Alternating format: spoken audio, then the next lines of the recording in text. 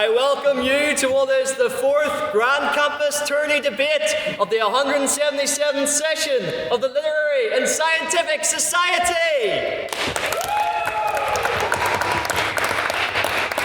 Now, as many of you will know, often in our debates, speakers will use financial arguments or use money as an example to drive home some of their points. And also in many of our debates, you'll notice on our wonderful term cards, which are on your seats and are in the middle there, we have politics, philosophy, and economics covered in a lot of our different motions. Or to put it another way, you could say that PPE is our bread and butter, the way it is so spread across our term cards. But I digress.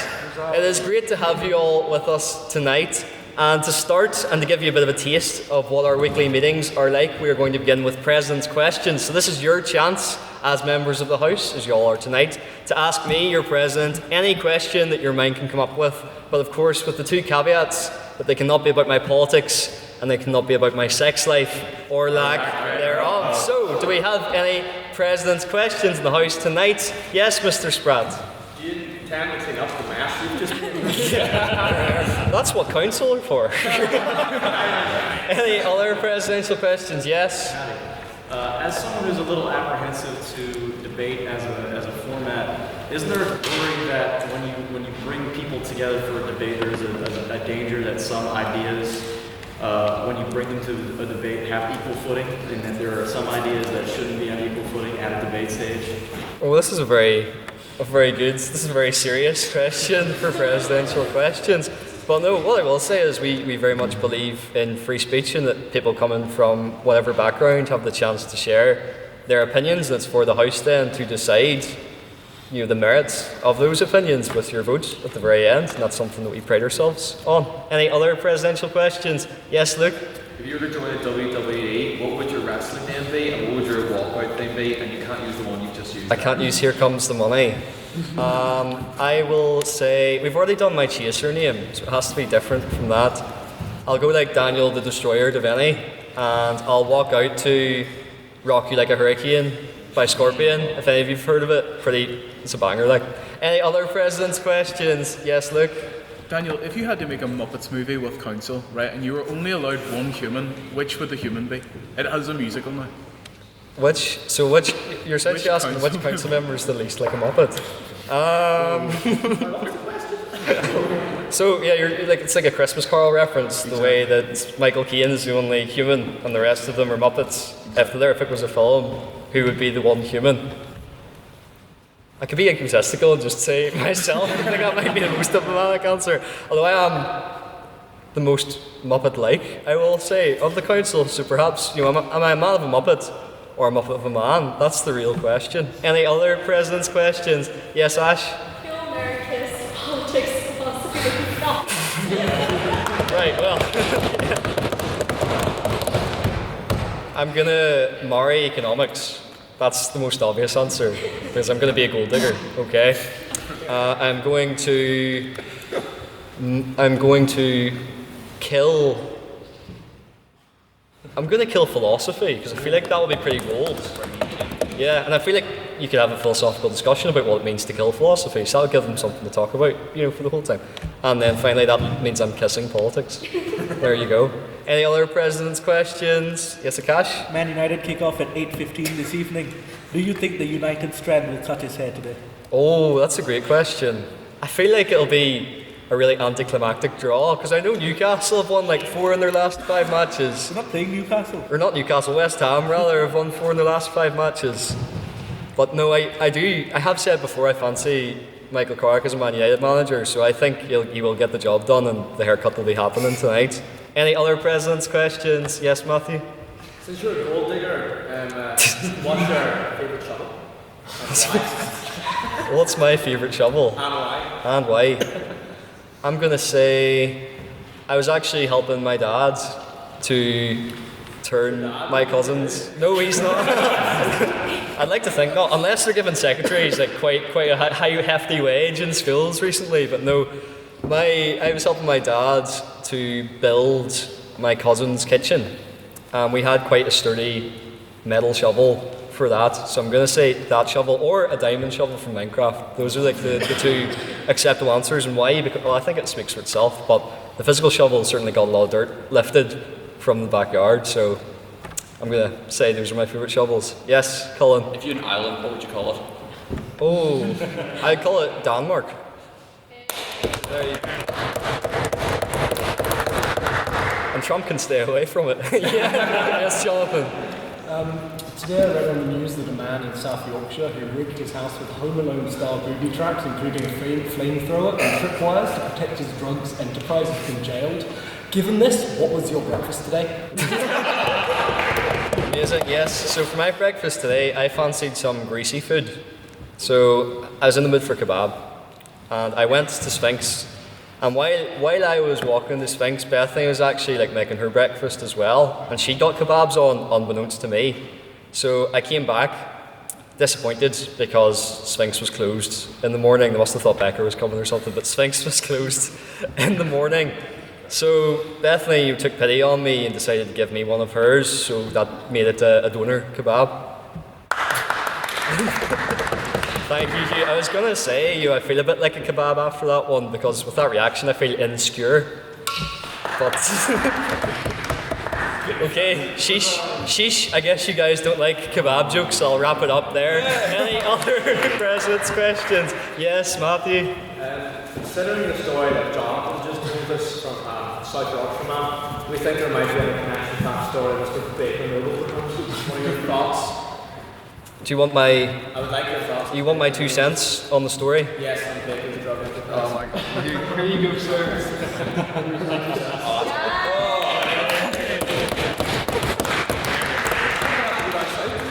I know. Donegal, my friend, Donegal, beautiful place. Yes, Cullen. Have you ever considered being a model?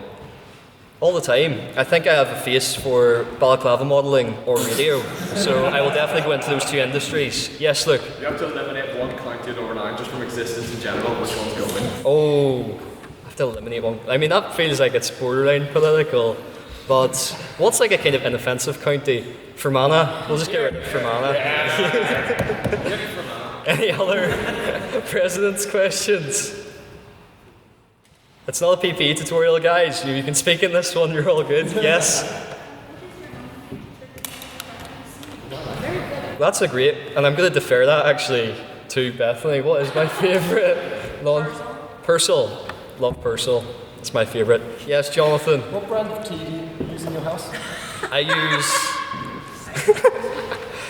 I prefer Punjana, no pun intended, but I use Centra own brand tea. And you know what? I'm unapologetic about that because it's a good quality cup of tea. Be careful or else you might not receive another cup of tea in my house, Madam Vice President. Yes, Hugh? Given what we know about the people of Yorkshire when it comes to defending their home, I would really advise against bashing our tea. Thanks. Fair enough. No.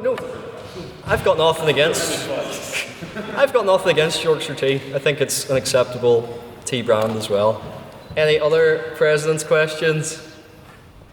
In that case, we shall move on to private members' business. So this is your chance as members of the House to raise anything that you've seen in the news recently, anything that is of interest to you that you'd like to hear the other members' opinions on. So, do I have any private members' business? Yes, you. So, I'm sure everyone saw on Sunday, it was the Super Bowl. And obviously the halftime show, people were very upset because it was a non-American, by which I'm referring to the 2016 halftime show where it was Coldplay. But in all reality, Bad Bunny, who is an American, people are upset because apparently he's not American enough. So I was just wondering what the House's thoughts would be on that. Yeah, any thoughts on the halftime show? Yes, Luke? Well, I'm sure that all 5 people who watched the Turning Point USA halftime show would have noticed that there was one of the performers, world-renowned country singer called He'll Come Back to Me. And he was doing a song, and in this song he's just typical country singer, said, all I want to do is drive my truck and cut my grass and eat my dog. And so yeah, I think someone needs to tell him, you can do all of those stuff, it's not illegal. But his whole reasoning is about the woke agenda, but I'm sorry, the woke agenda may be massive, but I don't think it's preventing you from cutting your grass. So okay. Someone please tell him he's allowed to do that. Thank you. Yes, Matthew? The woke agenda has actually prevented me from cutting my grass. Very serious issue in West England, one that we take not as lightly as Mr. Collins does. Moving on from that though, but in reference to the Turning Point USA, I read an article in the Belfast Telegraph today that says that Erica Kirk is coming to Northern Ireland to launch, I was very happy, to launch a turning point here and recruit students. I would like to hear the House's thoughts on that. Yes, so Super Bowl halftime show or Turning Point USA coming to Northern Ireland. Yes, Colin? Yeah, personally, I want to know if I have a chance at Eric. I want to know if I've got a chance at Eric. You're not Judy Dance. Okay. Yes, James? I'll take the APAC money if they're handing it out.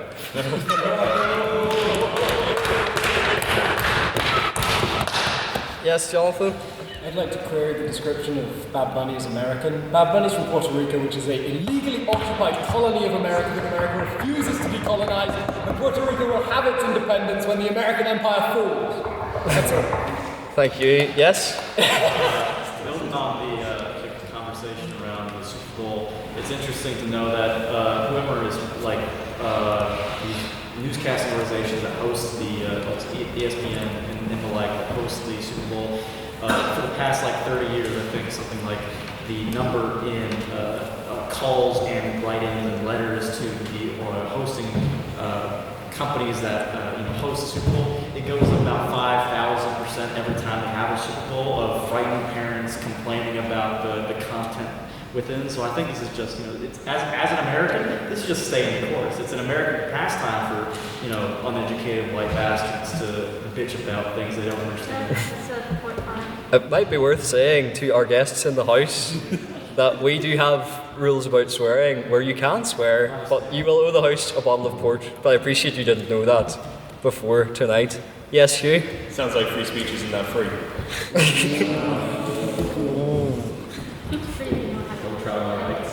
I mean, if you have a bottle of port, it is.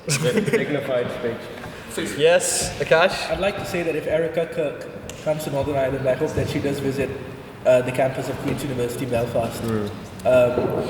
And in her signature style, I hope that she has unicorns riding her in, and that she gets the entrance of The Undertaker in WWE. That's just made me think, because obviously when Catherine Connolly came here, instead of, inviting them to the oldest society on campus or anything like that, they had her shooting hoops. So I would love a one-on-one Erica Kirk, Catherine Connolly, basketball showdown. I think that would be pretty interesting to watch. Yes, Matthew? Just when you mentioned Catherine Connolly's visit here to Northern Ireland, I think it's very interesting to note that her keynote address was not delivered here at Queen's University Belfast, but instead at the Ulster University campus here in Belfast. Is the time where world dignitaries are coming to Northern Ireland and making keynote speeches at Queen's largely over now, and is that role shifting now more to Ulster University? I think it would be an interesting discussion. Interesting. Yes, Owen? Just on the topic of your graphs now, we've taken great strides to make sure that keeps being overgrown as hell. Thank you. Luke? In response to Matthew's point about that, well, Catherine Connolly, obviously she won the election, and part of that was about fixing the issues of Ireland, and part of that was for fighting for the poor and for looking after the poor. So of course she will.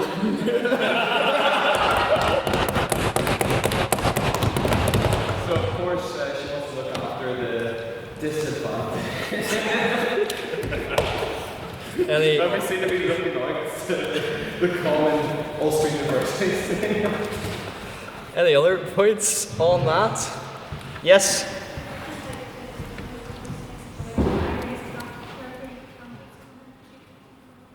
Yes? Any thoughts or points on Gregory Campbell's comments to Catherine Connolly? What did Gregory Campbell say? I believe it was, you're in our country now? Well, you're in mine. It says, today you are in our country, tonight I go to your country. And then he elaborated how he would be in Bell and H, partaking in a United Ireland debate. Yes, thank you, Mr. Spratt. Yes, Jonathan? I'm moved that we just disregard the comments of anyone who would associate themselves with the hateful organisation that is the LNH. Yeah, Catherine Connolly had to go to Ulster University and Gregory Campbell had to go to the Ellen Hedge. I'm not sure who got the worst deal out of those two, to be honest. Any other points on that? Yes, Calvin? I wanted to ask this when was raised here, if you thought you would be able to beat Catherine Connolly at shooting hoops, but we had passed President's questions. So instead, I put a motion to the House. This House believes President of Ireland, Catherine Connolly, would beat President of the Litterific, Daniel Devaney, at shooting hoops. They've got a seconder. We have to move to a vote. Okay, all those in favour of me getting Catherine Connolly beating me, raise your hands. Yeah, fair enough. But who's anyone in opposition? I have faith. Wow, thanks guys. Yes, appreciate it. Well, I think that one has passed fairly close to unanimously. Any other points on that? Yes, Luke? Just in reference to Calvin's things, obviously not all of us have faith in Daniel to beat it, so I think we also put forward a motion that the Looney Tunes are going to kidnap Daniel so that he can get the Space Jam players to beat Catherine Connolly. And before we go down that rabbit hole, I suppose we shall go to another point. Yes, Matthew? You're also welcome to be saving me from that pain, Mr. Collins. Sarah Mullally was instituted as the Archbishop of Canterbury, I think maybe 2 weeks ago now, the very first female to hold the position, in its thousands of years history. Is there anyone in the House that has particular thoughts on the installation of Sarah Mullally? Yes, we'll go to Jonathan. I think, unfortunately, regardless of your thoughts on Sarah Mullally as a person, you have to probably say that the selection committee made a choice that was not very pragmatic, given that it immediately resulted in the splitting of the Anglican Church and the exit of the GAFCON primates, which is a whole bunch of complicated church politics, which I appreciate most of you probably don't care about, but yeah, probably not the wisest decision in some sense. Thank you. Yes, James? My thoughts. There is no Archbishop of Canterbury. The see is vacant. Other than that, I have Thank you. Do we have any other points on that? The Baptist looks like they want to say something. He's very crucially staying quiet, but not for longer, as that is a very nice segue, and I would like to invite David Bingham, President of the PPE Society, whom we were so proud to collaborate with today, to give a few comments about his society. David? Thank you, ladies and gentlemen. It's great to give this introduction here. Good evening, everyone, and welcome. My name is David Bingham, President of the PPE Society. I represent the Politics, Philosophy and Economics Society tonight, and it is great to have this collaboration. The Politics, Philosophy and Economics Society is open to all students of Queen's University with free membership. We plan to host a number of both social and academic events, providing an outlet in many ways similar to this prosperous society as a place of community and academic understanding. With the goal in mind of promoting this academic society, I particularly welcome this collaboration with the Litterific, the oldest society on Queen's University Belfast. This debate tonight invites us to think carefully about the role of money and how it drives our desires across politics, philosophy and economics, which makes tonight's motion a perfect topic for our two societies to handle together. I'll briefly outline the synopsis for anyone that's wondering on the background of this motion. The primary origin for this discussion draws its intellectual origins from the moral critique of greed most commonly found in Christian scripture. The Holy Bible reference for this topic here comes from 1 Timothy chapter 6, verse 10. It states, "For the love of money is a root of all kinds of evil," and tonight we are discussing for the love of money, or money is the root of all evil. This debate shall focus on the extent to which the pursuit of wealth corrupts human values, and as the OJs put it, the love of the almighty dollar, if anyone knows their music. We'll see several angles tonight pointing to both money being evil and not, maybe seeing it as a point of greed or corruption, or maybe as a reward for our time and skills. I encourage everyone to listen critically, challenge generously, and to enjoy what promises to be a lively and thoughtful debate tonight. Thank you.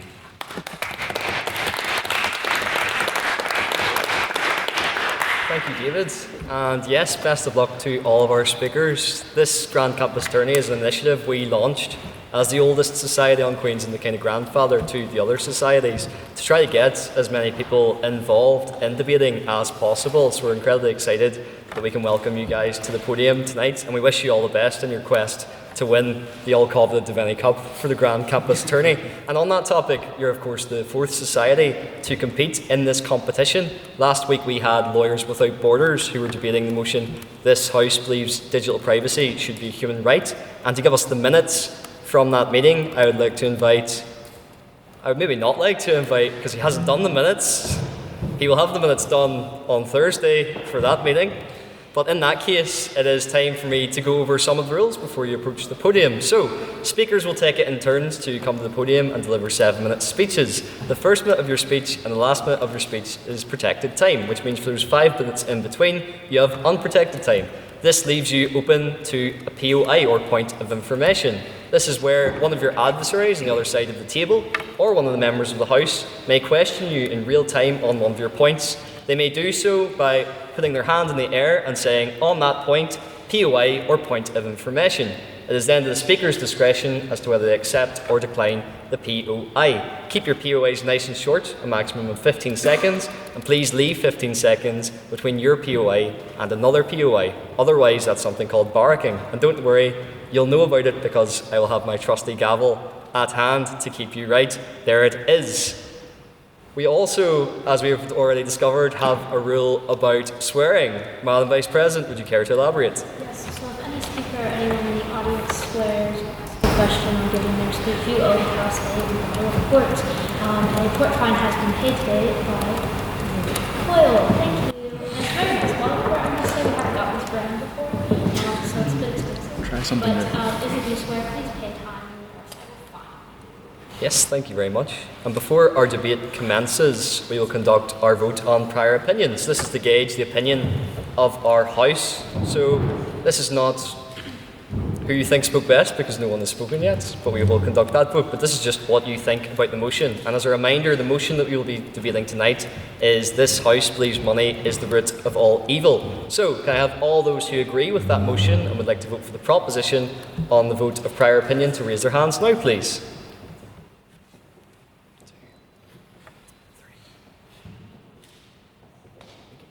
Okay, that is 3. And can I have all those who disagree with that motion and would like to vote for the opposition on the vote on prior opinion to raise their hands now, please?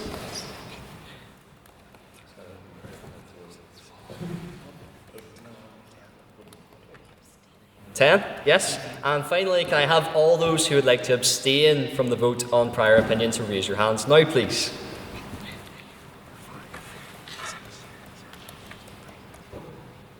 I believe that's 9. Yes. Mr. Secretary, can I have the results from the vote on prior opinion, please? Yes, with 3 votes for the proposition, 10 votes for the opposition, and 9 abstentions, the opposition carries and the motion falls. And now, to open the case for the proposition and the debate as a whole, I would like to invite Luke Coyle to the podium, please.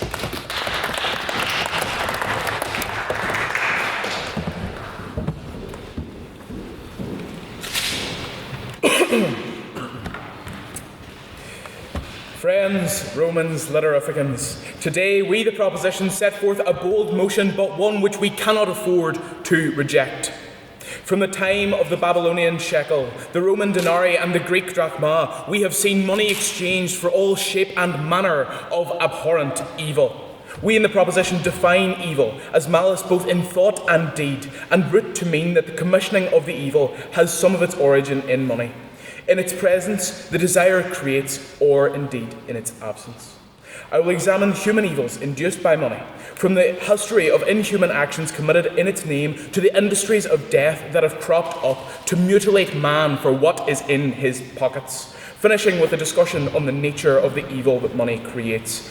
My friends, for too long, we in this House have languished in the binds of denial, unable to confront our torture, that of the dollar. It is now that we are given this chance. It must not be one that we rebuff. A word here on burden, if only to reference my time judging at the Trinity AV there, much love. It must be proved by the proposition today that money has in some way greased the wheel of every evil committed, whilst the opposition must hold you down and inject the morphine of their lies by convincing you it has not played the role in the suffering of this world. Then let us first begin by examining the history of human evil. I shall look back, as every good lawyer is taught to the works of my glorious king Cicero. Now, in the time of Cicero, it was actually insultingly easy to round up a mob with a little bit of coin and a little bit of will to go and beat your political opponents to death. Easier still, it was to commission a murder, to inherit some of your family members' items or treasures. Cicero represents many of these people, but, well, nobody's perfect, you know. What you will find as a common theme throughout the years is that money is used to induce or sanction death and evil. But history tells us far more than that. When workhouses were set up for the poor, to drain money from the sweat on the brow of those who knew the bite of poverty, people trapped in vicious cycles because others reaped the rewards for this contemptible practice. Was that moral? Was that in any way good? Slavery too. I'd want to know what you say here, Matthew. Come along. You've named off all these horrible things that money's done, right? But what about all the good things that money's done, the charities that they've funded, the lives that they saved, the people that brought out of power? Of course. That's not inherent. So I direct you to the wording of the motion. The motion is not money is inherently evil, it's that money is the cause of evil. There is a difference there, ladies and gentlemen. We do not have to prove that money is this great evil thing. We only have to prove that it has been used and the scent of it has been used to corrupt man for decades and eons. Slavery, too, was motivated by the profit that the contemptible upper classes so desperately sought. The East India Corporation, and sorry, Baker, was guilty of this also. The Bengal famine of 1770 was caused when the East India Company increased land taxes as the farmer crop failed, forcing people to sell or starve, impoverish oneself or perish to keep their profits up. They reigned both as tyrant and subjugant of the pound. Dear friends, our history screams at us the one absolute truth, that money has led men to commit atrocities, to gain it, to retain it, and to keep others down from it. We may now turn to the industries of death which have turned on the dime for decades. It is apparent that companies will spring up and choke the ebb and flow of life for their lust for the dollar. Cheaper products, faulty products, or even products that are downright dangerous and addictive, all are open for sale so long as they make a profit. For our case study here, we'll look at the opiate crisis in America. The Sackler family was the head of Purdue Pharma in 1996, and they marketed OxyContin as a safe and non-addictive painkiller for long-term injuries, when it was nothing short of the most abhorrent and evil thing they'd ever introduced. Yeah. They single-handedly launched the opiate crisis in America for money's sake, pushing a product they knew to be addictive, they knew to be faulty, because it was profitable. Look at private military corporations. Look at Wagner. Look at Blackwater. Ladies and gentlemen, we saw Blackwater execute 17 civilians in the street because they were not under US law. And why were they in that area of the world? Ladies and gentlemen, why were they there? Well, Congress was told that it was more profitable to keep them there than bring in American troops. Profit governed morality. Profit overpowered morality. Profit sanctioned their evils. And so we see, ladies and gentlemen, that the call of profit is the siren call of humanity to the rocks, and for too long we have not recognised it. But we now see the shipwrecks of our fellow man upon the rocks of wealth. For the impact it has had on us and our fellow man, we must now turn the lighthouse of this house to shine against the lie that we have been told for eons, to ensure no one else falls afoul. Finally, a word on the moral corruption that money propagates. Now, climate change is the absolute example of this. Massive corporations use their immense wealth to lobby against the preservation of the beautiful world in which we live, in which we are stewards. In the 70s and 80s, ExxonMobil used their scientists and concluded that what they were doing, the mining, the drilling, the corrupting of our sacred earth, was going to damn us one day. Did they stop? Did their fiddle dull in cadence when Rome burned around them? No. They played longer. They played more joyously and harder, for they knew that it would one day come to the end. They corrupted because they knew that profit demanded it. They did not care that they would doom us all to a fiery pit. They just wanted to keep money. Ladies and gentlemen, as I have said, there is an angle of money for everything in this world, and an angle for every company and every single person to maximise their profit. And another example of this is the Ford Pinto.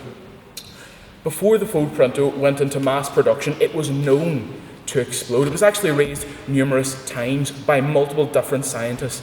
Do you want to know what Ford did when they found out just how bad the disaster could be? The thing exploded. They would calculate exactly the amount of money, pounds, shillings and pence, they would have to dole out for loss of life and loss of limb and serious injury. Do you want to know what they worked out? That it was cheaper for them to sit there and go, well, pay off the people who've lost their families in a fiery inferno, which we could have prevented, because it is more profitable. Ladies and gentlemen, if that could induce evil in man such as that, I would rather condemn money to the fiery pits of hell than our fellow human.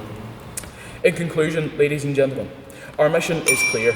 The opposition's case calls to you like a jailer and whispers to you like a lover. It says, come, you will never reject me, for you are too weak. But we must realise that we are not weak enough to fall for it. We must bathe in the waters of this motion, award ourselves with the fresh linens of a new day, unburdened by evil and corruption. Thank you for your time.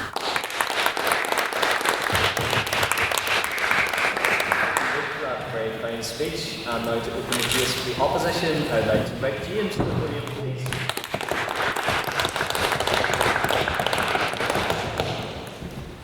Good evening. The motion asks a deceptively simple question, but beneath it we must answer, what is evil and where does it come from?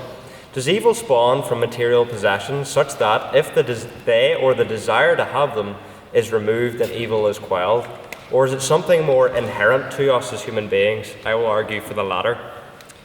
And I have 3 points to demonstrate that, and of course that is significant for me as a Presbyterian. A translational issue. My fellow Christians among us will immediately think of 1 Timothy 6:10, which in the King James Version reads, "For the love of money is the root of all evil." However, modern translations such as the ESV read, "For the love of money is the root of all kinds of evils."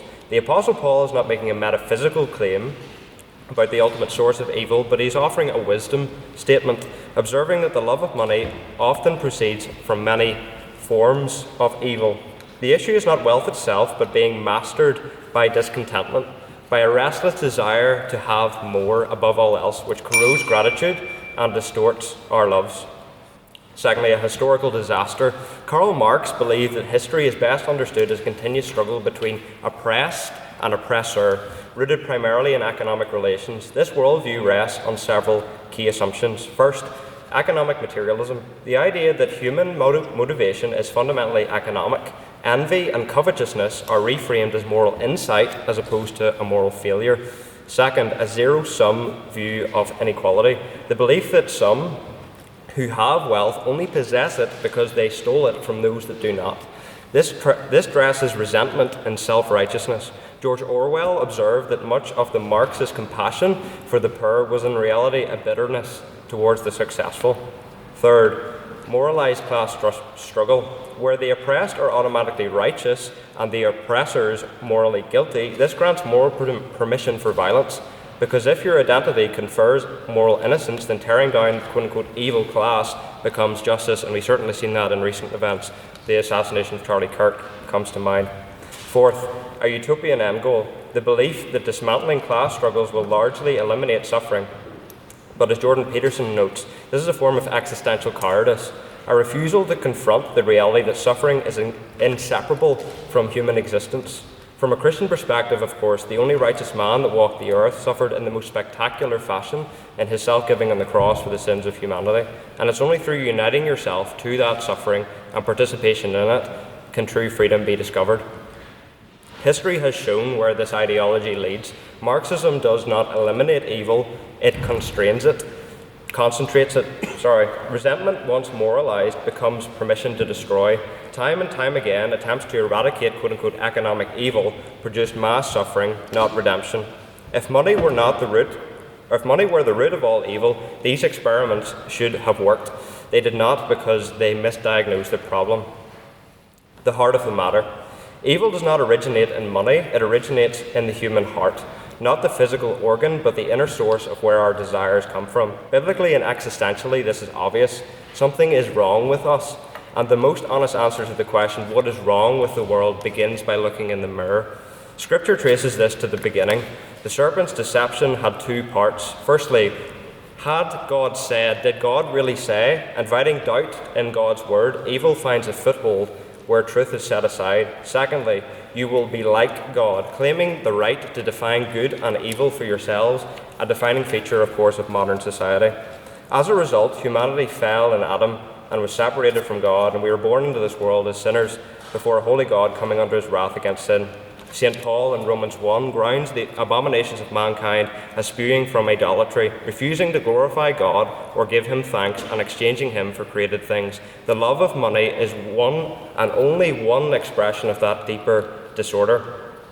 A heart without thanksgiving is destitute of peace. Resentment flourishes most where there is no one to thank. The American holiday of Thanksgiving collapses under a secular worldview. Thankful to whom? An impersonal universe that neither knows nor intends you? Well, that's fulfilling. On that point? Lastly, rejected sacrifice as the solution. Consider the story of Cain and Abel. Abel offers a sacrifice of the firstborn of his flock. Cain offers the work of his own hands. When the offering is rejected, Cain, rather than setting himself right, gets resentful, which leads to the murder of his brother.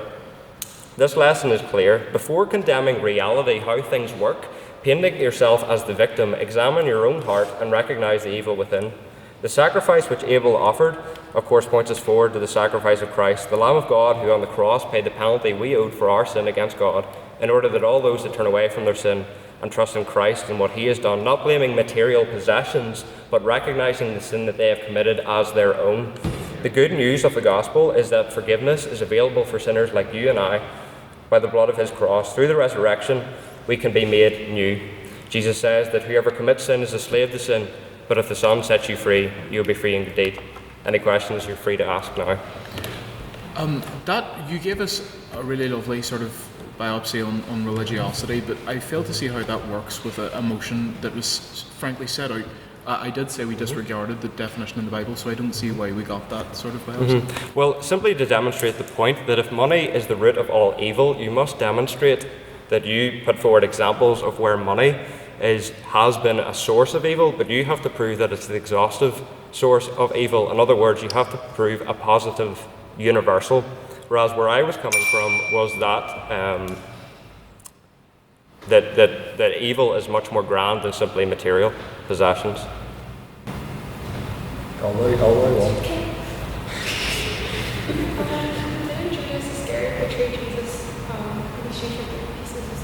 This is true, but again, the contention is that the evil that arose from Judas was not motivated simply by money, but it exists and comes forth from a deeper problem within the human heart. In other words, that if you were to remove money from the situation, humanity would still do evil.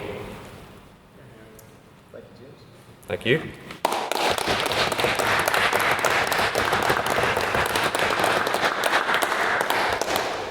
Thank you, James, for that very fine speech. And just to clarify for all members of the House, you'll get an opportunity to ask questions from the proposition and opposition at the end of their speeches as well. And with that, I would like to invite second on the proposition, Akash, to the podium, please.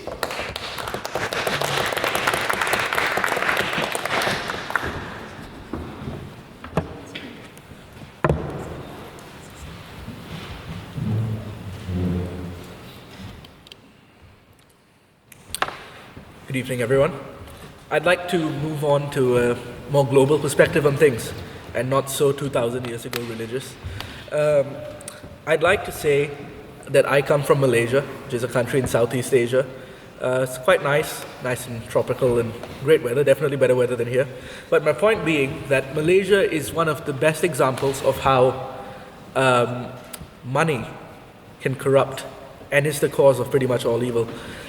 We had a prime minister by the name of Najib Razak, who, by all accounts, based on policy, was a phenomenal prime minister. Our economy was doing well until he started a sovereign wealth fund. And what a sovereign wealth fund is, it's like a hedge fund where you sort of have billions of dollars in an account, and you basically invest it into different companies and into different causes in the hope that you will then get a return on that investment, which could then be invested into the country at a profit. What he did was he stole officially $2.5 billion US from that fund.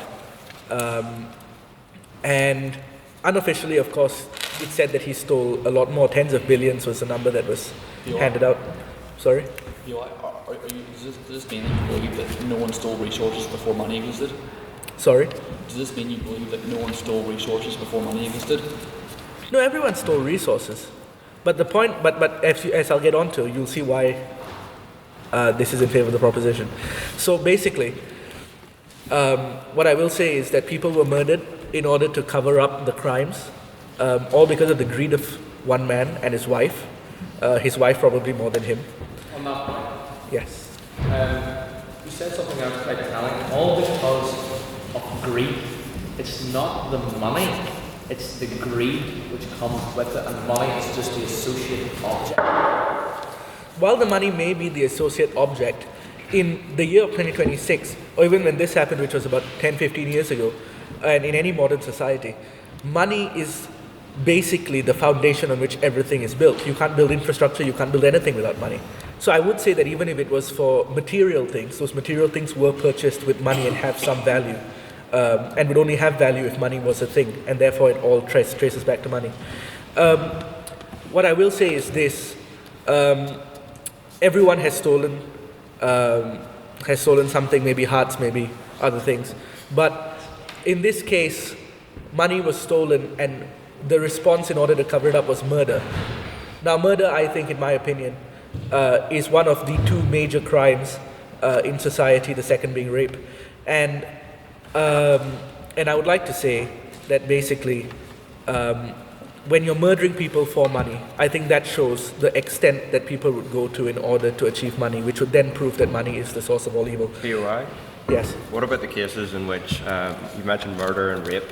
So the proposition being that the money is the root of all kinds of evil, or all evil, sorry. So given that there are instances of murder and rape, etc., that do not involve money, does that not defeat your position?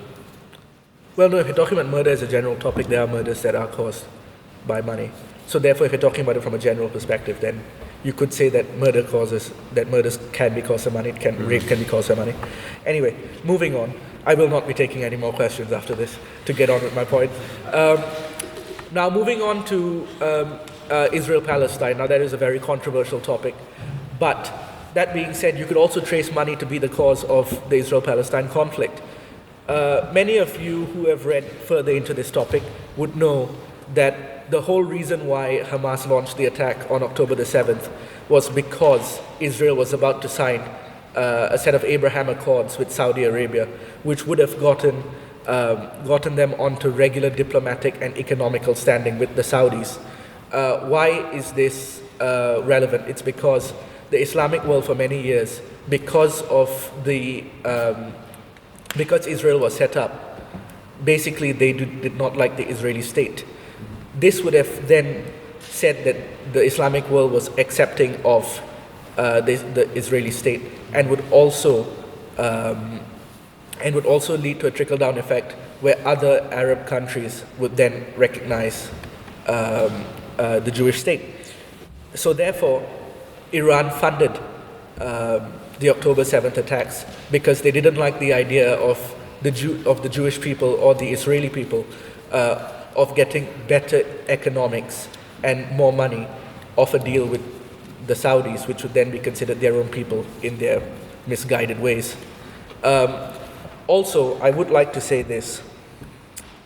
People say, and our opposition would definitely say, that it is people and not money that are corrupt, but I would also like to bring up the point that if we didn't have money, then it wouldn't corrupt people.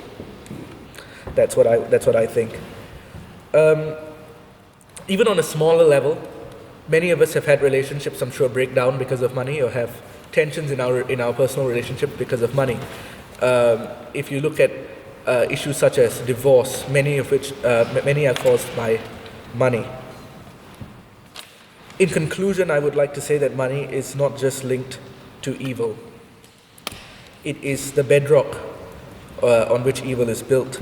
As long as wealth is prioritized over the humanity of people, and the building of wealth is put over the building of a society, society will never improve.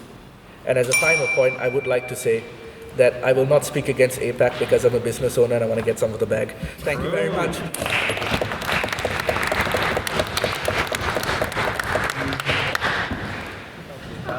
Very fine speech.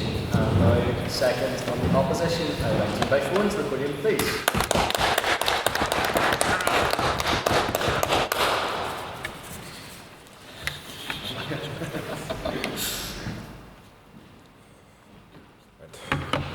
Mr. President, members of the Council, my friends in the opposition, my colleagues in the proposition, members of this honourable House, and our many Oxford rejects in the PP Society.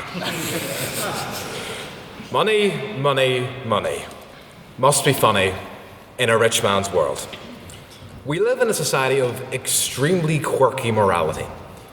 We obsess about the matters of good and evil, yet at the end of the day, we're all filled with it. Some of us are more good, others on the litter for council. The proposition seeks to defend the commonly cited expression, money is the root of all evil. A neat saying, but utterly wrong.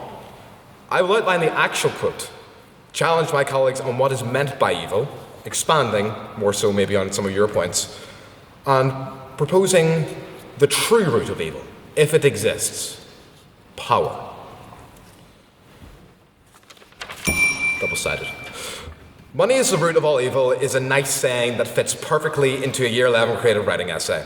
However, it is a complete, well not complete, it is a slight misquotation of scripture.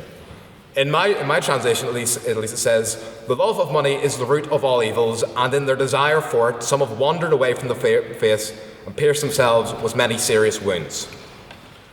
Because love is so universal among us all, because it drives us to do many of the worst and best things we can ever do, no wonder it strays us from good and into evil.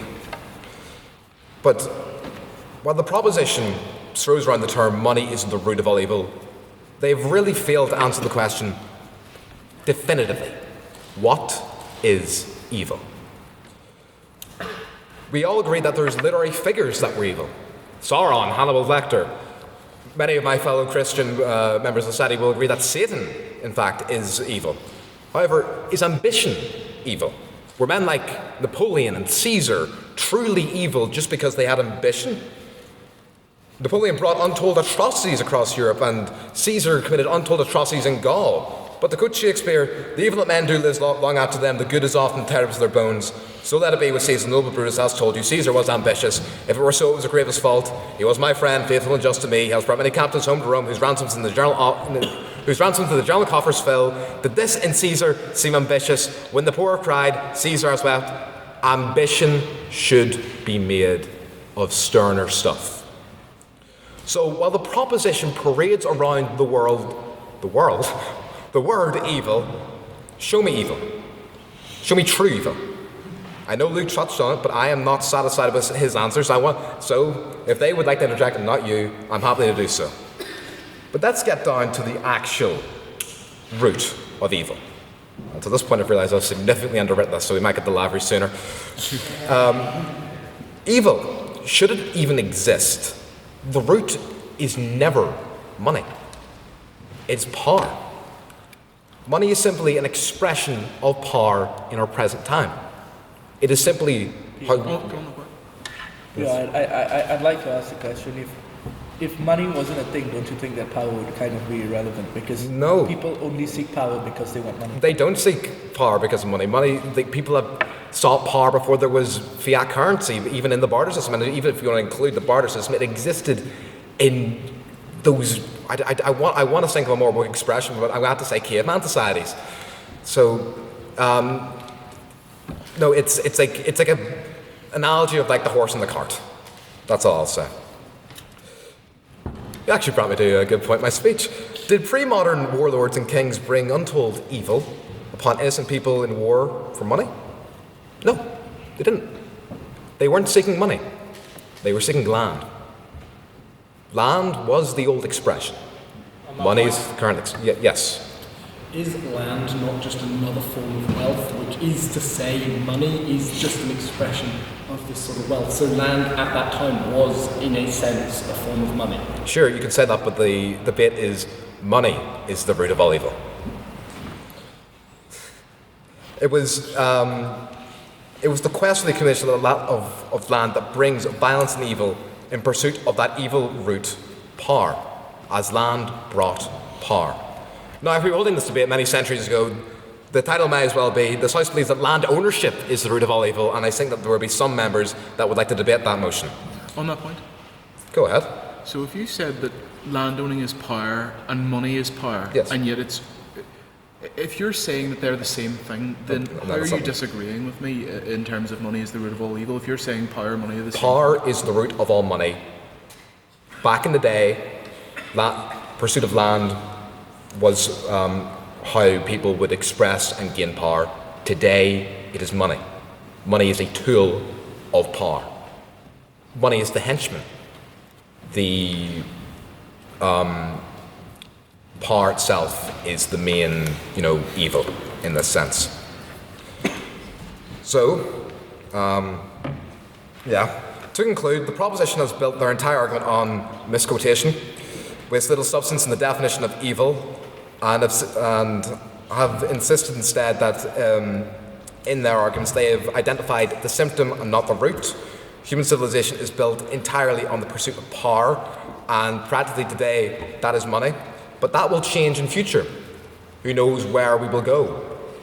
What will our society covet in the future? So, this will be the last speech I ever do sober, and I commend my comments to the House and urge you all to reject the motion.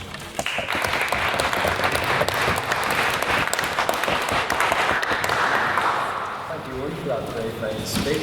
And now, third on the proposition, I would like to invite Craig to the podium, please.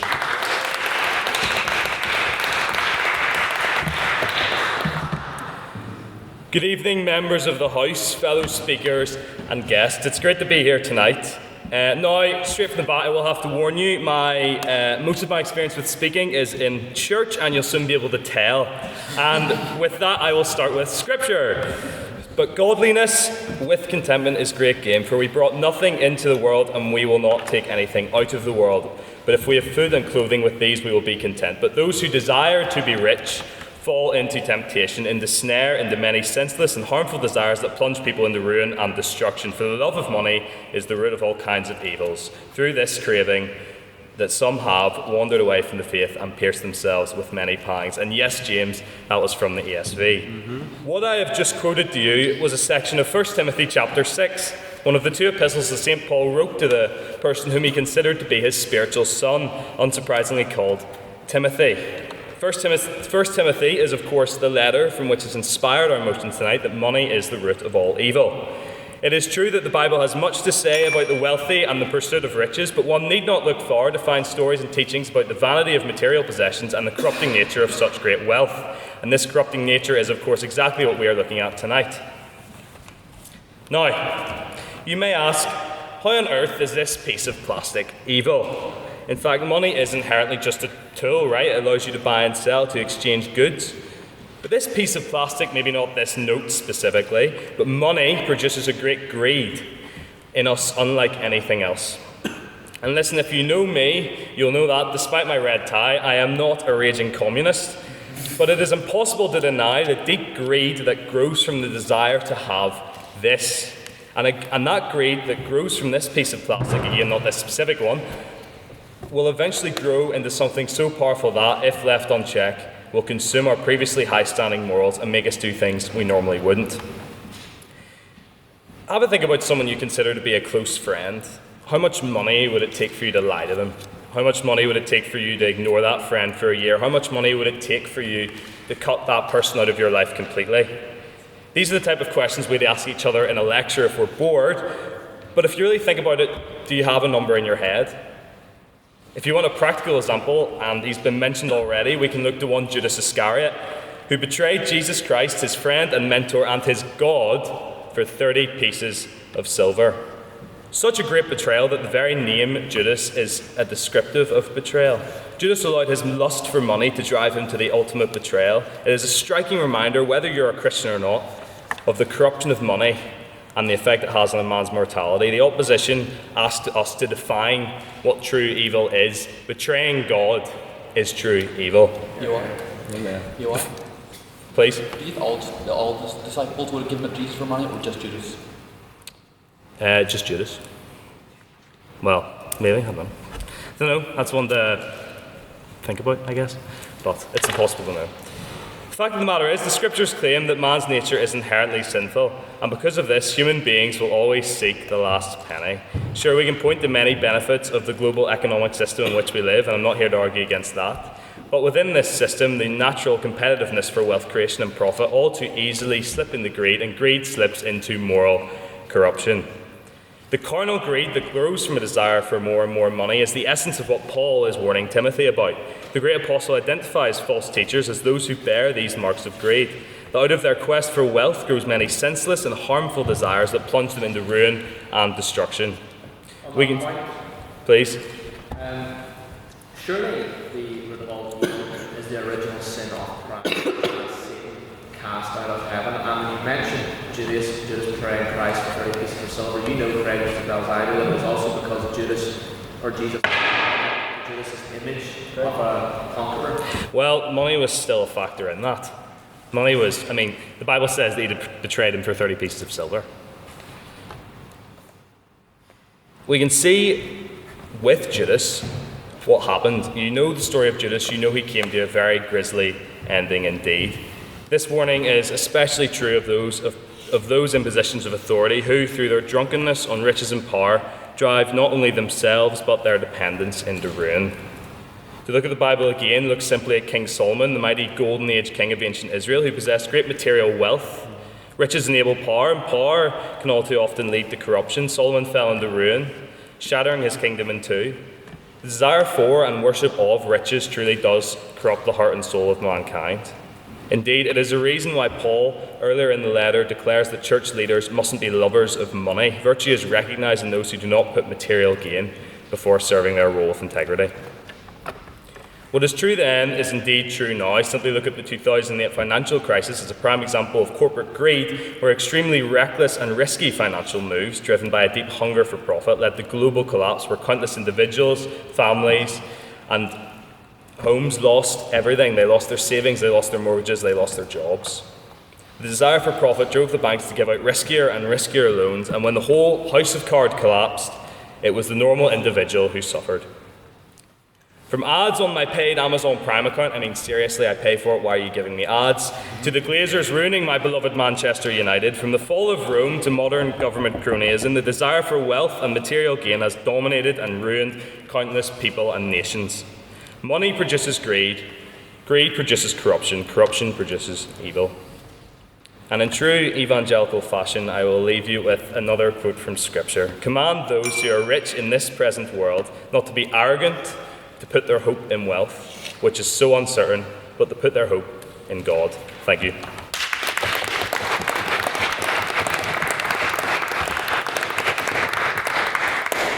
you, Craig, for that very fine speech. I now like to call third on the opposition, Colin, to the podium, please.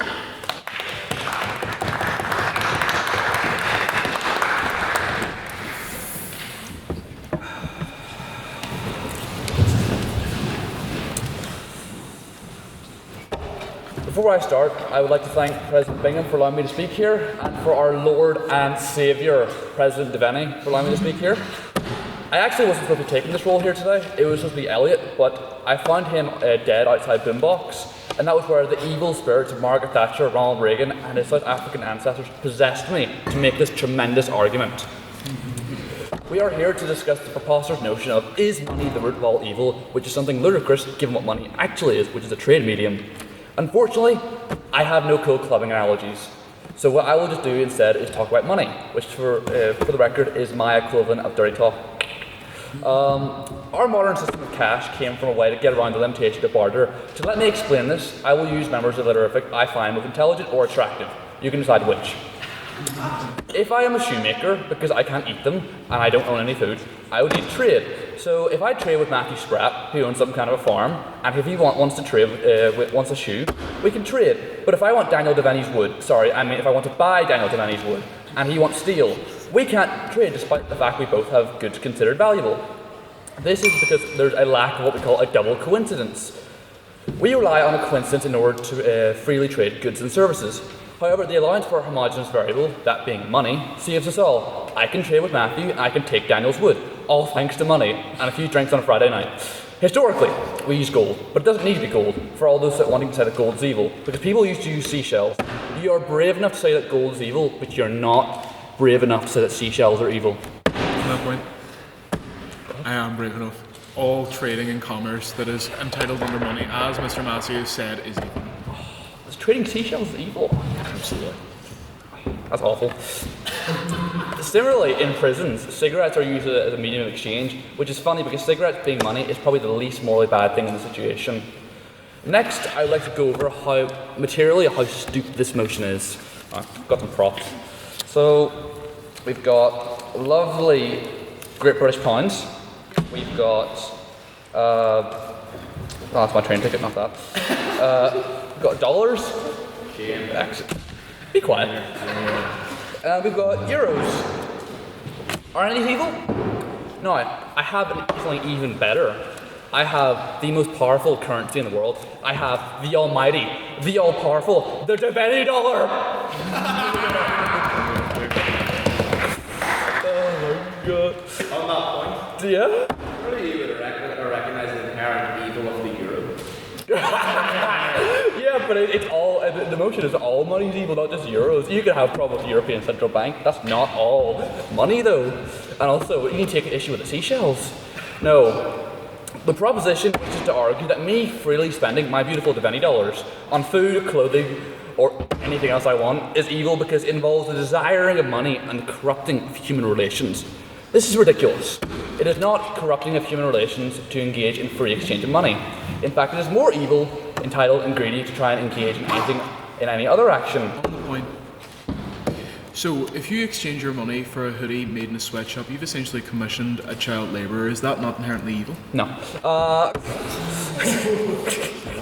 Unless you wish to barter trade, in which case, good luck, because money is awesome and it's here to stay. Actually, referring to that point, that's the equivalent of saying that you wrote a bad essay because of your pen. Unfortunately, money also have developed a lot these days from the days of gold, as we now use toilet paper as currency, which personally I find to be a bit crappy. But in spite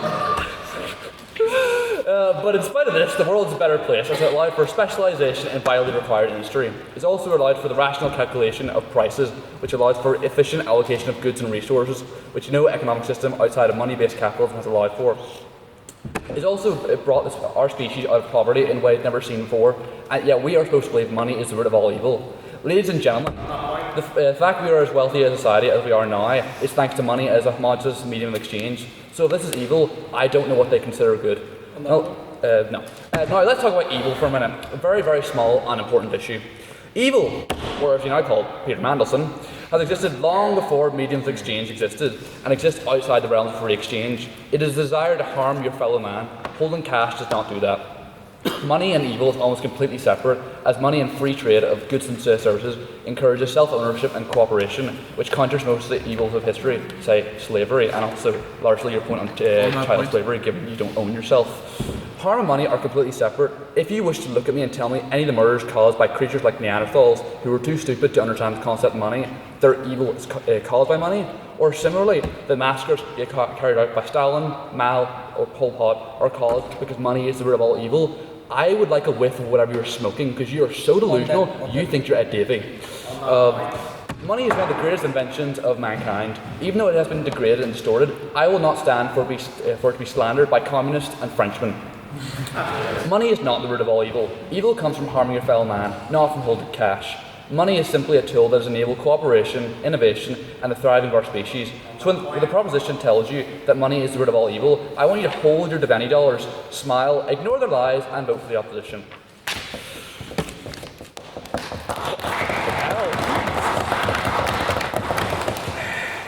Are you done? Yes. Hughes.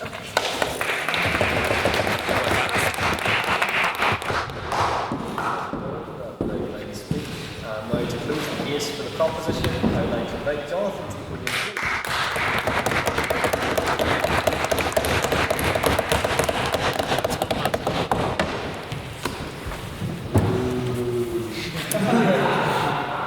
I will be mentioning Epstein and the Nazis, so you should all be aware of that, just as like a warning. Yeah. Okay. They say the road to hell is paved with good intention, but tonight, a question for those of you who voted abstention: what financed this road, provided subvention? Is evil's reliance on money lies my argument's tension? What's at the root of each evil deed? Side opposition has told us it's power or greed. But I disagree. I refuse to concede, for I believe power and greed are merely a seed.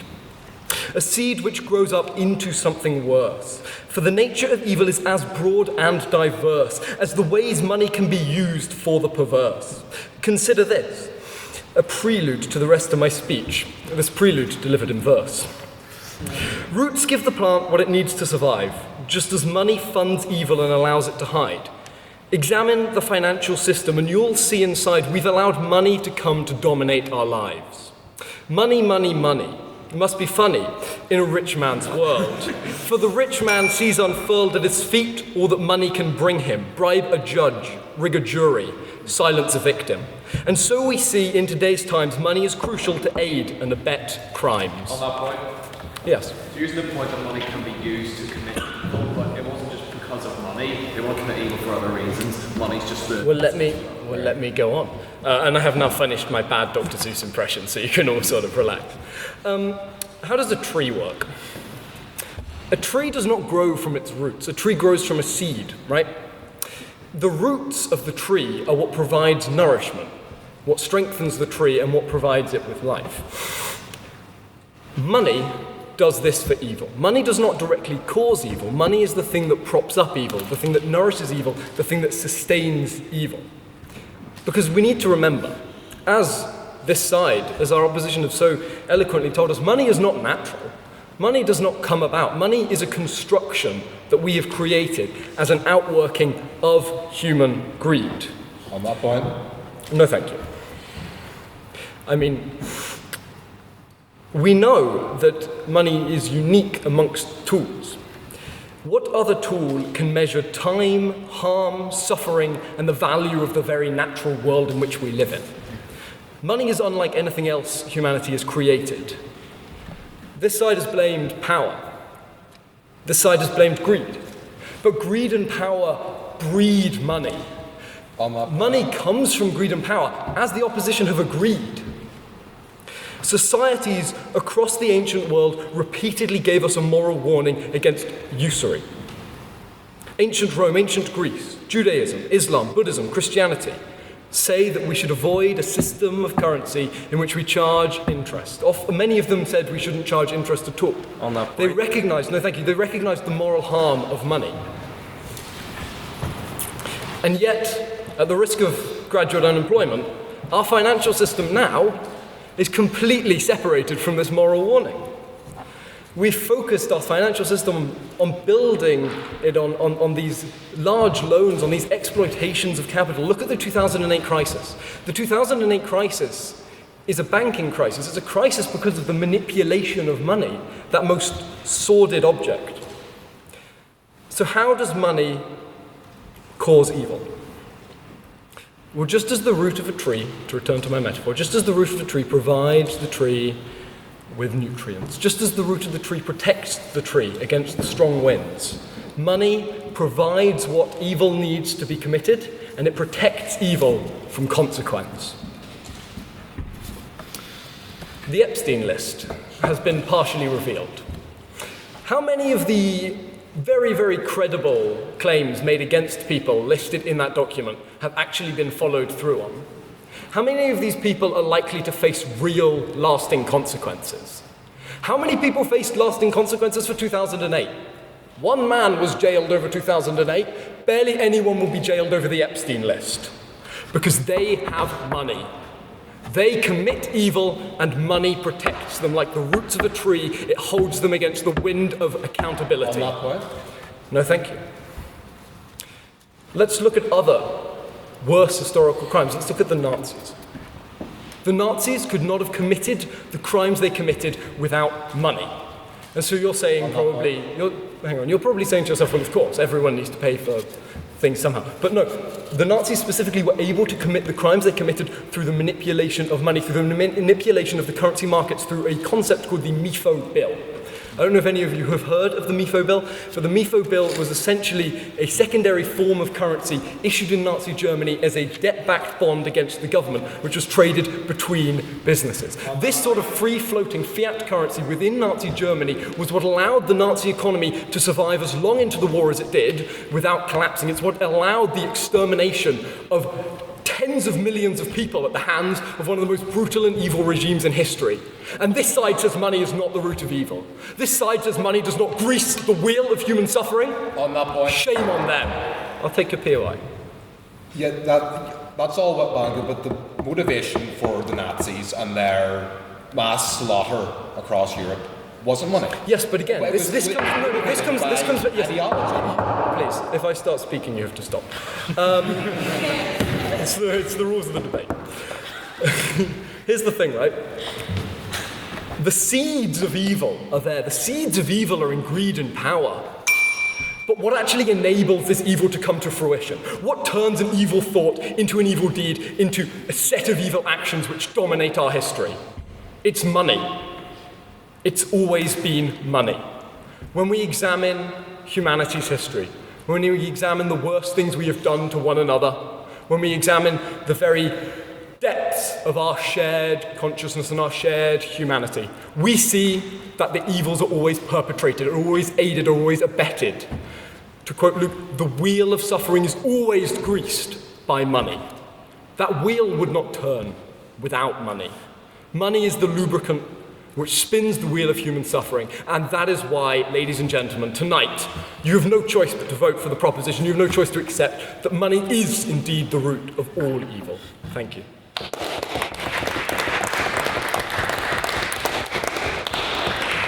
Jonathan, for that very fine speech. And now to close the case for the opposition and the debate as a whole, I'd like to invite Hugh to the podium, please.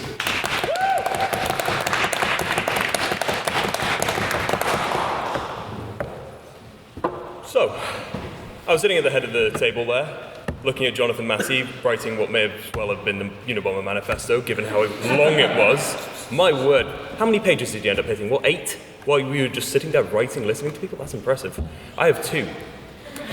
And they're not exactly well written either. But anyway, let's actually get into the nitty-gritty of it. Money, the root of all evil. I mean, as Massey pointed out, it's like a tree. It's building it up, it's holding it strong. I don't think that's quite true, though. That's not really how money works. It allows for the actualization of evil. So if anything, it would be more a leaf, I guess. But it's definitely not something holding it up. Power holds itself up. Money is, again, just a tool of the powerful. I'd like to start off with an Aristotle quote, if I might. The greatest crimes emerge from a desire for excess rather than necessity. Powerful people use power to make more power, effectively. And money is used as a way to minimize the actions of bad people and excuse their behavior, or more often lump it in. But money is used by bad people to do the bad things that they want to do. On that point? Same as religion, for that matter. Religion, similarly, you will see religion being used as an excuse to commit bad acts, such as the Crusades, for example, which resulted in hundreds of thousands of deaths easily. Evil exists regardless. Evil exists regardless of money. Evil exists, it definitely is aided by money, don't get me wrong, but it's not the root. On that point? Sure. Can I defer? I'll allow it.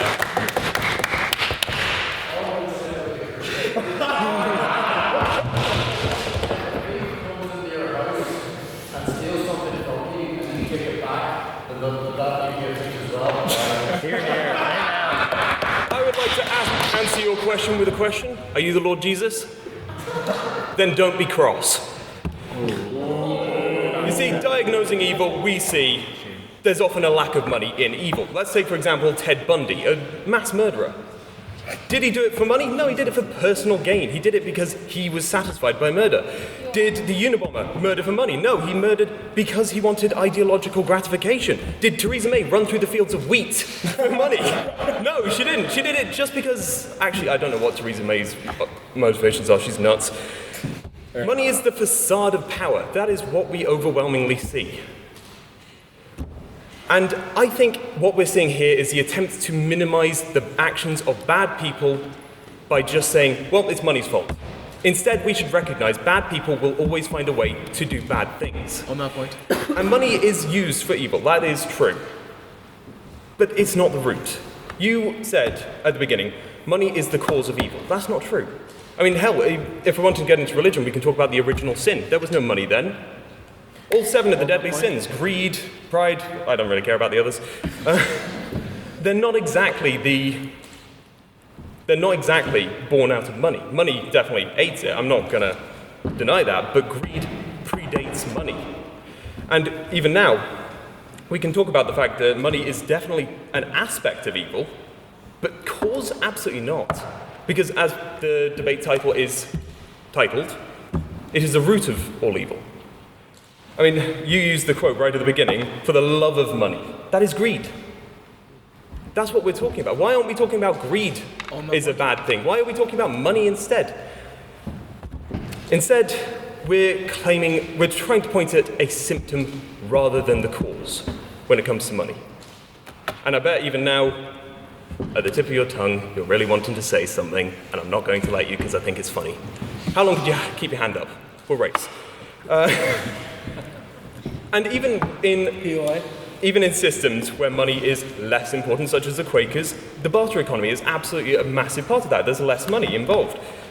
But that led to a system meaning that those who were not very good at bartering, not very good at communicating, even those who were non-verbal, ended up paying significantly more. That is more unfair. Now, I'll acknowledge this. Ideologically, I'm vastly more on this side than this side, but I was drafted in an hour and a half before we started. So, instead, this is what we have. We have people who are claiming money is evil because money causes all the... That's not true, though, is it? Money doesn't cause the issues, which is overwhelmingly what I've heard on this side. You know, let's go here. Right, you haven't properly engaged with Jonathan's metaphor. The root of evil means that it sustains evil, that it can cause it, but it does sustain it. You have admitted yourself that money is used to sustain evil acts. I would like to see you respond to that. Okay, the sustaining of evil. I like that, that's a good point. In terms of sustaining evil, I would more argue power again. I mean, there's a great quote from Frank Herbert, power attracts pathological personalization. It is not that power corrupts, but it is magnetic to the corruptible, like, a swear word, crap to a fly. Hopefully I don't have to pay port. Instead, we have seen power more as a method. And yes, the actualization of power is often done through money, but not exclusively. The Epstein files, as you said, do you think Trump is personally handing out bribes to say, don't tell people I'm in the Epstein files? No, he's genuinely pressuring people with time in prison. He's pressuring them with social ostracization. He's pressuring people with physical power from being the president of the United States. And he's not the first president to do it. Bill Clinton, anyone, who pressured Monica Lewinsky into sexual assault. Power has more power than money. And power is the method through which we see vastly more corruption. And even still, when we're talking about the root of evil, if we're looking at a biblical sense, we should look at greed, because that is, more often than not, Judas, greed. He wanted power in the form of those 30 pieces of silver. Point of order. Out of time, I'm afraid. But even still, I think we should look at the actual cause here, which is more often than not, greed, desire for power. It's not money. Money is just a facet of it. You're looking at a tiny iota in exchange for looking at the greater whole. I recommend we look at it holistically and look at the solution holistically as well, which doesn't just involve saying, oh, money's bad. Well, we need to actually look at power, because after all, that is what everything is about. Thank you.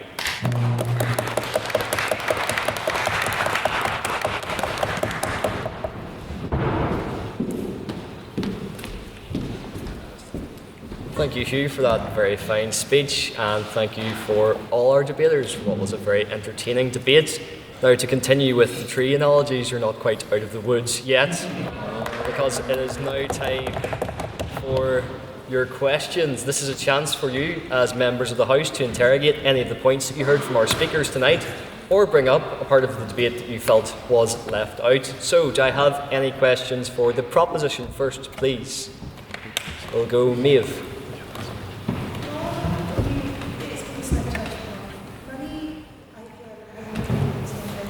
Money is just facilitator, rather than actually the cause. Humanity itself is the reason for evil. Anything can be evil, but it's the fact that people have money and people are then able to actually commit the acts rather than money itself being the cause. It's humanity is the cause, money is just the facilitator. Thank you. Would someone from the proposition care to respond? Well, as I sort of touched upon, we're talking about money being used to commission these acts of evil. I'll give you the example, right? I could have an intention to drive a car today, but it will cost me money to buy that car. Ultimately, the money that I have is the way in which I enact my evil, which would be a terrifying thing if I got behind the wheel of a car, trust me. But my evil only and entirely hinges upon my ability to access that. It's my money that is what enables my evil acts and my evil deeds. When that is, what we've said here is, obviously, as Jonathan's pointed out, money is a sustainer and an enabler of this. That does mean, in my mind, that money is an evil thing that can promote evil actions. Once again, what we have said here today is that money can promote, and money does, and is usually the thing that promotes evil and is used to facilitate evil. Thank you. Luke, would someone from the opposition offer a rebuttal? Yeah, sorry, you just said money allows the actualization of you committing evil, for example, which, well, to quote yourself from your own speech, money is the cause of evil, that is quoting you. So, simultaneously cause and actualization. But either way, what we're looking at there, you are prevented from actualizing evil through your lack of money. But the thing is, in your example, you could steal a car. That's also an option. You could rent a car. That's cheaper. You can easily actualize through other means. Money is just one avenue, and even still, that avenue existing is not by definition evil. I mean, there's an avenue to Paris that's probably evil, actually, but just there being a road towards the direction of something that is evil doesn't make that road evil by definition. Thank you, Hugh. Do we have another question for the proposition? Yes, Matthew? I'm going to ask a silly question, but it's to illustrate how this argument has just fell to pieces in a few sentences. If I threw an orange at your head with the intent to kill you, that the orange is evil because it's doing the killing. Would someone or from... am I evil for my intent? That's directed to Luke. It's directed to you. Oh, do you want me to answer? Yes. Right, because we can get into transferred malice here if we're going to be really legalistic. But I'll engage with you in good faith, even though your question was not. What we talk about here, quite frankly, and once again, this side has failed to actively engage with what Jonathan has said and what I have said. Two things can be true. If you cut out the roots of a tree, it will die. It is both the sustainer and the enabler and the creator and proprietor of that tree. It is what creates and sustains it, frankly. Now, what we've said about evil so far is that it is both of those things. We have not said it is one or the other, although they're trying to say that. We have seen the avenue be exploited, and the avenue is an evil thing in itself.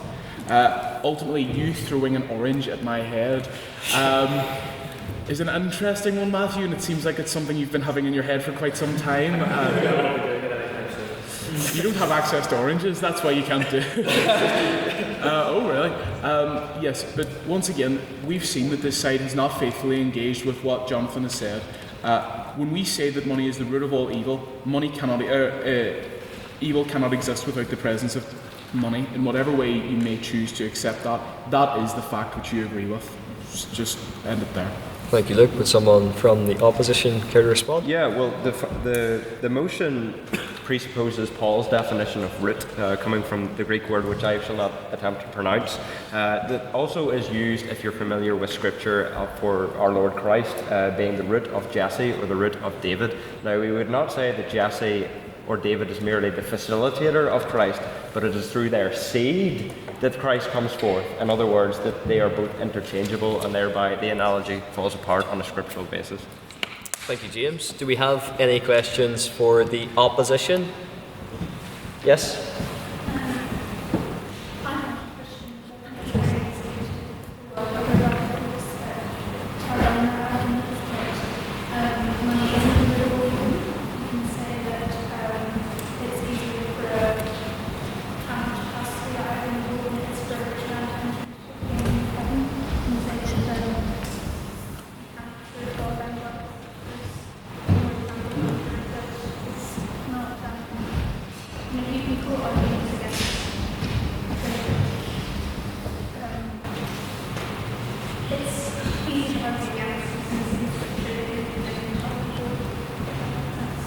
Thank you. Would someone from the opposition care to respond? Scripture happy maybe. Yeah, Scripture happy better. Yeah, well, if the point is merely that money is the facilitator of evil, I have no qualms. The point is, I don't think it addresses the motion, and I don't think it addresses the positive argument that needs to be had. In other words, that money is the source or the root of evil, such that if money is taken away, then evil disappears. Thank you, James. Would someone from the proposition care to rebut? I find it interesting that, James, you premised your whole argument on the fact that this wasn't actually the accurate biblical quote.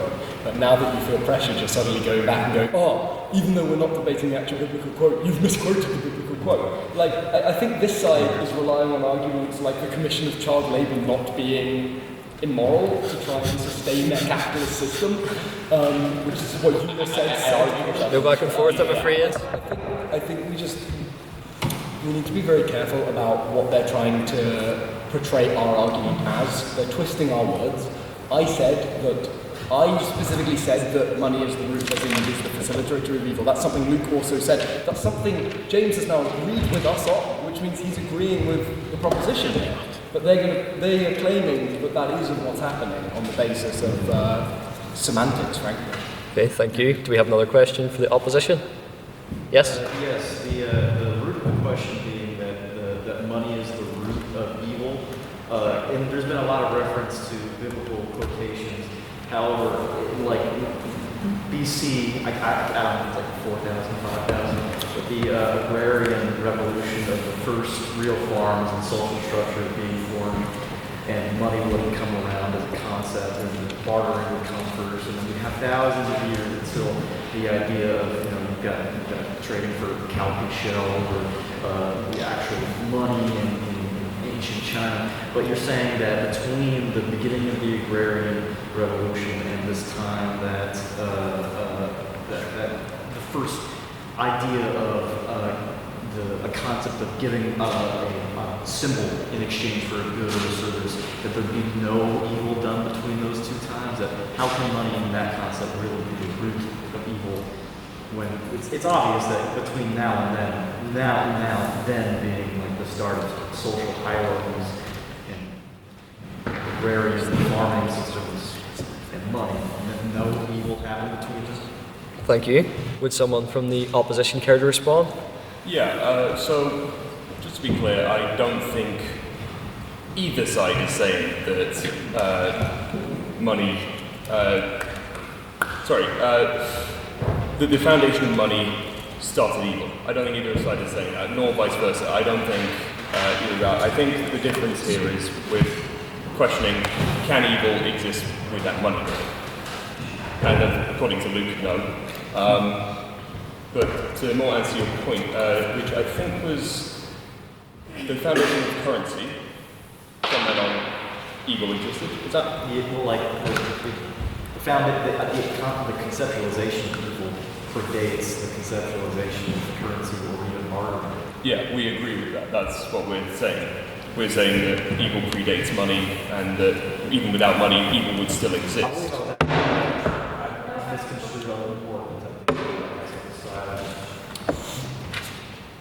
Thank you, Hugh, for that response. Would someone from the proposition care to offer a rebuttal? I want to question the President and his inability to tell when a question to the proposition has been mistakenly asked and then still accepted as a question. I won't embarrass President Deveni like that. But no, we're not saying evil doesn't exist before money, because my argument is fundamentally that the source of evil is what leads to money. And money in itself is not inherently evil, it is a tool. However, it is necessary for evil now, today. Because evil has, in a sense, created money. Power, greed, pride, they have given rise to systems of currency in order to facilitate their evil. And so, whilst evil can exist without money, it does not mean that today, with our systems of money, money is not the root of the evil. Thank you, Jonathan, for that. And finally, do we have any abstaining questions? So these are questions put evenly to both the proposition and the opposition. Don't worry, if your question starts with this applies more to the proposition or this applies more to the opposition, I have quite a hefty gavel and quite good aim, so you'll very swiftly find out about it. Massey came close there now, I will say. Yes, Luke, we'll go for you first. So both sides refer to times where both sides actually refer to the argument that perhaps the argument is not always that money is the root of all evil. I believe someone in the proposition, I forget who it was, but said that if we were having this debate 100 years ago, we'd be arguing that land distribution is the root of all evil. And Owen, in particular, Owen said that one day we may make an argument not related to money. So my abstaining question would be, do either side believe that we will have this debate in the future, but money will be replaced as the concept that leads to the root of all evil? Interesting, thank you for that, Luke. Will money be, sorry to interrupt, but will money basically be the mainstay of this causal evil, or will it be replaced? Thank you. Would someone from the proposition care to respond first, please? Yeah, I think it's conceivable that in the future we could have a debate where we're not saying money is the root of all evil, insofar as if we had this debate before currency even existed, we would probably not be saying money is the root of all evil. But something will replace money. Something will replace money as the root of all evil. The specific context is that within the society we've constructed today, a society built on currencies, a society built on the exchange of money, money becomes the root of all evil, because these evils have led to the creation of money, and money is then used in the commission of these evils. Just as in the future, maybe something will replace money, but it will serve the same purpose. The function will be the same, even if the name is not. Thank you, Jonathan. Would someone from the opposition care to respond? Not only do I think it's likely, I believe it is inevitable that something will replace money as the tool of power, which is the root of all evil. This is in spite of what the proposition has said, and I will quote Luke here, who said that evil cannot exist without money. Thank you, Owen. And then for our final abstaining question, Ash. Not to get speaking here, but I think the main clash of the debate is, can each team define for me or justify to me why they think the root should be defined as they think? So proposition define root to be the sustainer, and for opposition define root to be the main cause. So please, let's practice that. We'll begin with the opposition this time. Would someone care to respond? Yeah, well, I'm basing my definition on St. Paul's usage of the term, which, as I said previously, is used as sort of that source or that which evil is conceived rather than facilitated. So we look at root of Jesse, root of David in reference to Christ. That is used interchangeably with the seed, which obviously Christ comes from. So. Thank you, James. And someone from the proposition. Firstly, if you want to be really BP, PM has defining fire, and so Luke gets to define it as he gets to define how he defined it as the enabler of evil, which basically from BP thing washes out their argument because they defined in bad faith with our argument. So I do think it's an issue that they never bothered to engage with us in good faith on the definition of root. We set it out pretty clearly at the start what we were arguing for, and immediately this side ignored that and started claiming that money directly causes evil, which is patently impossible because money predates evil. And so, frankly, to have a good debate here, you have to be charitable to our definition of root, because frankly, if you're trying to argue that that the root of all evil ever was money, as in money is the cause of all evil ever, despite money being a human invention, then it is impossible for us to win, and there is no debate. There's no point. You've wasted your last 2 hours, which is why our argument does make no sense. Thank you, Jonathan, and that brings us very nicely on to the verdict of tonight's debate. Which side was on the money and which side is being let down by money, in the same vein that Manchester United are being let down against West Ham at the moment. You are to decide based on the metrics of presentation, rhetoric, argument, teamwork and engagement in the vote on speaker ability. So, can I have all those who would like to vote for the proposition on the vote on speaker ability to raise their hands now, please? It is worth saying you can vote for yourselves as well. Jonathan did that hand up. Jonathan, put your hand up. He never voted. Jesus. Never said that. He's a selfish man. 11, yes. And can I have all those who would like to vote for the opposition on the vote on speaker ability to raise their hands now, please?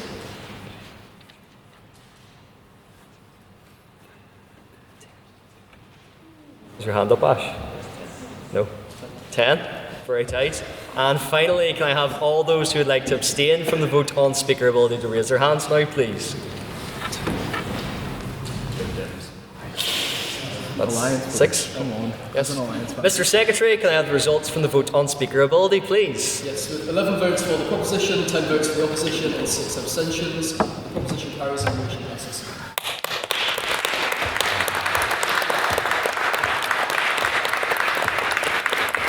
Yes, thank you all for what has made an excellent debate. And as we all know, it takes two to tango to deliver such an amazing event.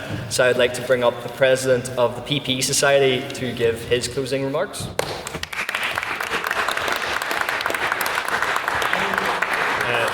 Thank you everyone for what was a wonderful night of debate. It was great for what was a very fruitful discussion, although hopefully not an apple based on some of the discussions here.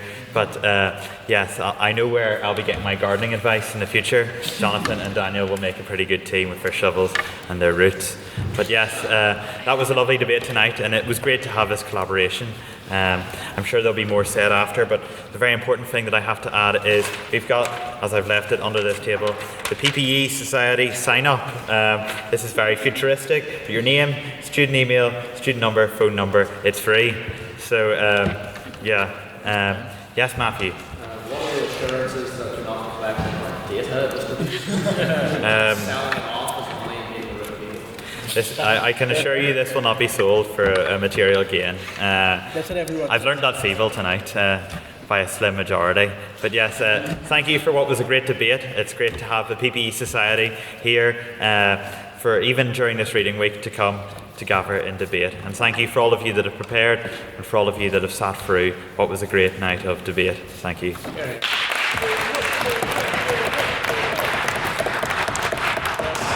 Thank you very much, David, and to all our PPE Society speakers. And that brings me along nicely to plug our own membership of the Literary and Scientific Society. Now, Craig brandished a £5 note, and that is all you need to sign up to be a member of our amazing society with so many perks, exciting socials, events and debates coming up. And if you'd like to know more about those events, socials and debates, please feel free to take one of our term cards being modelled there by Madam Vice President at the end of our table. But yes, take this event as an open invitation to join us this Thursday night for the very exciting debate, This House Believes Man and Woman Cannot Be Friends. And as a close, I would like to once again offer, as a token of appreciation and to show symbolically the friendship between the Literary and Scientific Society and the PPE Society, a pin badge to Mr. David Bingham.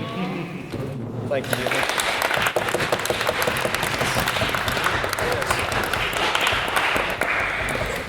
And last but not least, as is tradition, we will be heading to Lavery's. I hope to see you all there. And I will have council to stay behind and set up all of our brilliant speakers to the front.